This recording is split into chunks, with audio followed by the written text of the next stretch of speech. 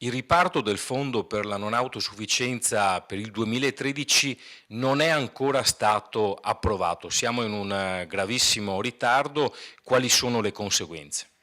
Sono gravi le conseguenze perché le ULSS non sanno quanto ripartire a favore delle case di riposo, dei servizi per disabili o per le comunità di psichiatria o quant'altro.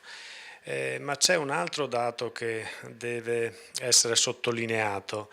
Dal 2009 la Regione Veneto non aumenta il valore dell'impegnativa sanitaria per gli anziani che sono ricoverati in casa di riposo. Cosa vuol dire? Che se tu non aumenti la quota sanitaria aumenterai per garantire l'equilibrio di bilancio, perché dal 2009 ad oggi tutto costa molto di più, aumenterai quanto chiedi ai familiari. Quindi le case di riposo oggi costano moltissimo ai familiari, 1600, 1700, 1800, anche 1900 al mese, e la quota sanitaria, che dovrebbe in qualche maniera ridurre questa spesa, non è invece aumentata dal 2009, e quindi è necessario, fondamentale, intervenire e aumentare. Sarà la prima richiesta che faremo al bilancio di previsione 2014, aumentare la quota sanitaria per le case di riposo in modo tale da far pagare meno le famiglie.